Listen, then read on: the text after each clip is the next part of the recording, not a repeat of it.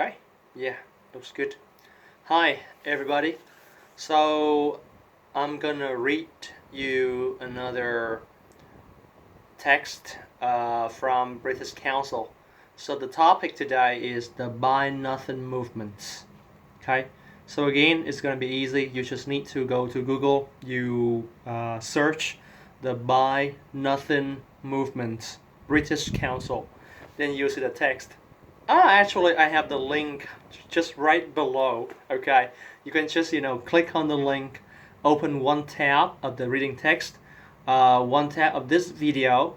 Okay, so side by side, you see the video of me, reading it, and then you will try to read again or read along. It depends on you. Okay, I hope you will have a good time practicing. Okay, let's go. So now the Buy Nothing movement. So before reading, you need to do the preparation task first, right? So you will try to match the definitions with the vocabulary. We have 8 vocabs today. 1. Overconsumption. 2. Disposable. 3. Consumerism. 4. To bombard. 5. To spring up. 6. A landfill site. 7. Overspending. Easy. 8. An influencer.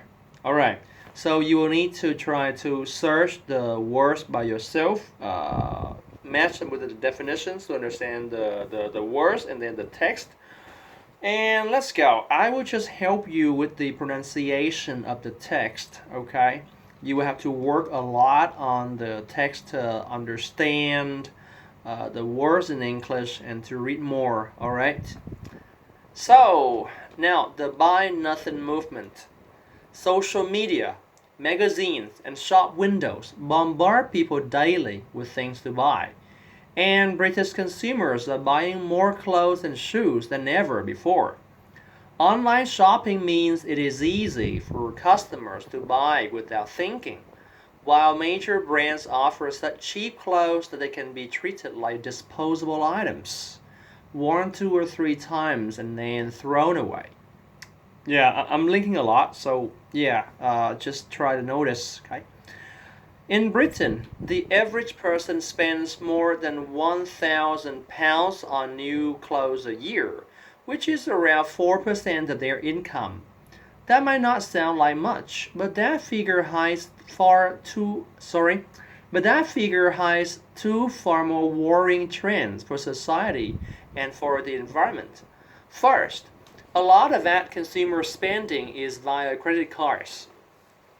British people currently owe approximately £670 per adult to credit card companies. That's 66% of the average wardrobe budget. Also, not only are people spending money that they don't have, they are using it to buy things they don't need. Britain throws away 300,000 tons of clothing a year, most of which goes into landfill sites.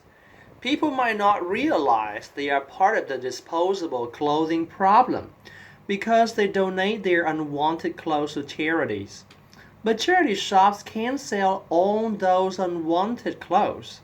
Fast fashion goes out of fashion as quickly as it came in and is often too poor quality to recycle. People don't want to buy it secondhand. Huge quantities end up being thrown away, and a lot of clothes that charities can't sell are sent abroad, causing even more economic and environmental problems. Alright? However, a different trend is springing up in opposition to consumerism, the Buy Nothing trend.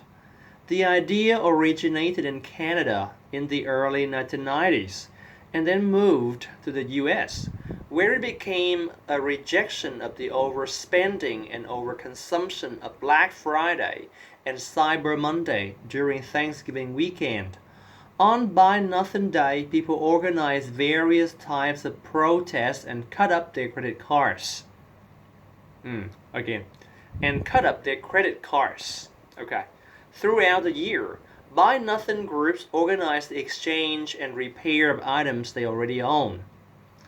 The trend has now reached influencers on social media who usually share posts of clothing and makeup that they recommend for people to buy.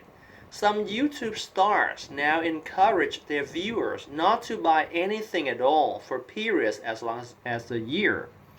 Two friends in Canada spent a year working towards buying only food. For the first 3 months, they learned how to live without buying electrical goods, clothes, or things for the house. For the next stage, they gave up services, for example, haircuts, eating out at restaurants, or buying petrol for their cars. In 1 year, in 1 year, they'd saved $55,000. The changes they made meant two fewer cars on the roads, a reduction in plastic and paper packaging, and a positive impact on the environment from all the energy saved. If everyone followed a similar plan, the results would be impressive. But even if you can manage a full year without going shopping, you can, let's say, without going shopping, you can you can participate in the anti-consumerist movement by refusing to buy things you don't need. Buy Nothing groups send a clear message to companies that people are no longer willing to accept the environmental and human cost of overconsumption. Alright, it's quite long and it's not too hard to read, but it's gonna cost a lot of effort from you learners. So try your best to practice more to improve your pronunciation, your fluency. It means to create a habit for your mouth and your tongue, to practice English, to sound a bit more natural, easier to understand. Yeah, that's it. Okay, thank you.